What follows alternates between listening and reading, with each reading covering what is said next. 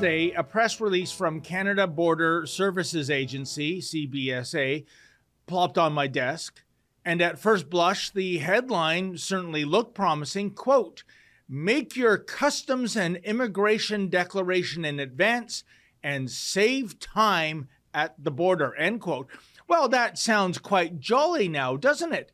Given that outrageous lineups at Canadian airports, well, they're so de rigueur these days. In fact, it's now far beyond annoying and aggravating. The Canadian airport experience is a borderline form of torture.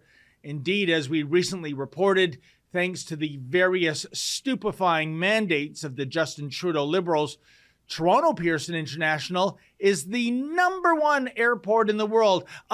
Number one when it comes to the most delayed flights. Yes, this dubious achievement is based on data obtained from the flight tracking company FlightAware. The data covers the period of May 26th to July 19th, 2022. Oh, and FlightAware noted Pearson was number 4 in the world when it comes to canceled flights. Way to go. Pearson International Airport has been ranked the worst airport in the entire world, sir, in terms of flight delays, 4th worst in the world in terms of canceled flights.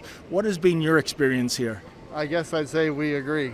We're, Okay. we're flying through Toronto to get back to Columbus, and lost all of our luggage, and all of our flights got canceled. Came in from Reykjavik, and my flight to continue on to Saskatoon has been canceled. Oh, So wow. I'm going to find the Sheraton Hotel where I have a voucher, and I also have two $10 meal tickets. 210. What can you get for it? And after that, I'm going to check in and watch television until I fall asleep. You know, the situation at Pearson and other major Canadian airports is so dire, it is quite literally a matter of life and death. Oh, not for the beleaguered Homo sapien travelers. We just endure misery and plenty of it. Rather, I speak of pets. Remember our story last month about little Winston? This was a rescue dog flown to Toronto from the Dominican Republic by Jenna Butts. Winston probably wished he never left the DR. You see, the airport folks lost the little dog like he was a piece of luggage. By the way, parts of Pearson now resemble the island of lost luggage as hundreds of wayward suitcases pile up. But what made matters worse when it came to Winston is that Jenna says airport and airline staff, well, they didn't seem to care that her dog was lost and famished and thirsty. Check it out. I've seen a lot of people saying, you saved him from the Dominican and then you had to save him from Air Transat as well. Quite literally, the voyage almost killed him. And they called me downstairs and the custom woman ripped open his crate and had him with a bowl of water in front of him. And he was soaking wet in his own pee. And they could have definitely been more empathetic. Okay. I was kind of just pushed to the side and nobody was helping me. So I blame Air Transat. But you know what is truly incredible about the dubious achievements of Pearson International? All airports were surveyed by FlightAware, including those airports situated in third world nations. Pearson's record of 57.1% of flights arriving late is inexcusable. And by the way, things were only slightly less ghastly at Montreal Trudeau Airport, with 52.6% of flights being delayed. Indeed, so much for flying the friendly skies. Air travel in Canada today resembles the title of one of my favorite Twilight Zone episodes, namely Nightmare at 20,000 feet. Not that Liberal cabinet ministers experience delays and cancellations and endless lineups. For them, it's first class and customer service excellence all the way. They are VIPs after all.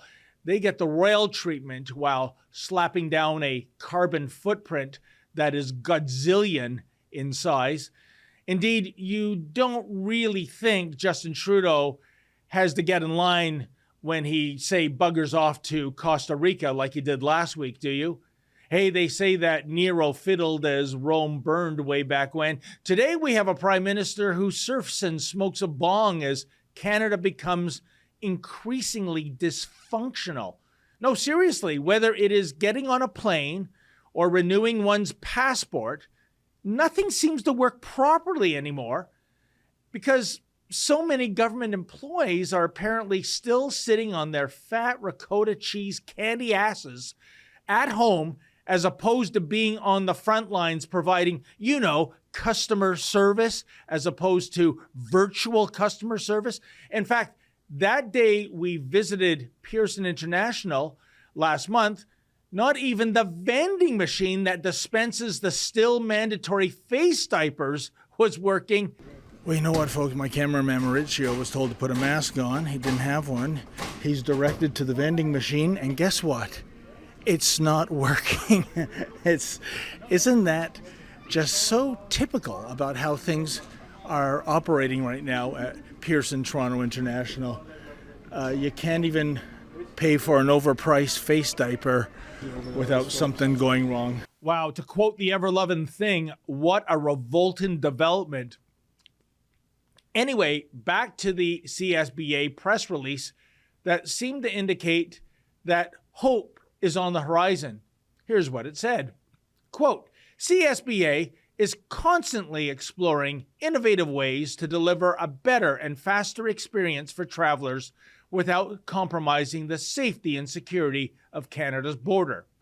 To modernize and expedite the travel experience, the CBSA is now providing travelers the option to submit their customs and immigration declaration up to 72 hours in advance of their arrival in Canada through ArriveCAN. The Advanced CBSA Declaration optional feature is currently available for international travelers arriving at Toronto Pearson, Montreal Trudeau, and Vancouver International airports. In the coming months, the optional feature will also become available to travelers arriving at Winnipeg, Halifax, Calgary, Edmonton, Billy Bishop, Toronto City, Ottawa, and Quebec City international airports. By submitting their customs and immigration information in advance, travelers spend less time at primary inspection kiosks or e-gates when they arrive at the airport, resulting in shorter lineups in arrival halls, end quote.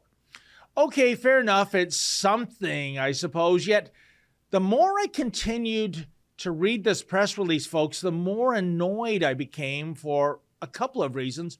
Firstly, everyone knows that ArriveCAN is a dead dog with fleas.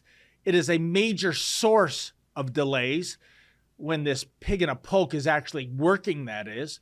But here's the thing. Nowhere in the press release does the CBSA announce a retirement date for this unnecessary hunk of junk. I would suggest the vast majority of Canadians who travel desperately want to know when ArriveCAN is going to be tossed upon the scrap heap of obsolescence. But no. And so it was that my spidey senses began tingling here. Is ArriveCAN here to stay, as in forever and ever? What you just saw was an excerpt from my nightly show, the Ezra Levant Show. Every weekday I do a monologue. Usually it's about half an hour. Then I interview an interesting guest, and then we read my hate mail or my fan mail, whichever is more fun. It's only available behind a paywall, though. That's how we pay our bills here at Rebel News. We don't take a dime from Justin Trudeau. But the good news is it's only $8 a month, about half the price of Netflix. And in addition to my nightly show, you also get weekly shows from 4 other friends here at Rebel News. So you're getting 36 shows a month just for $8. I think it's worth it. And even if you're not quite sure, do it anyways, because we rely on viewers like you to keep us free and independent. I promise you I'll never take a dime from Trudeau. Just go to rebelnewsplus.com and click subscribe. Thanks.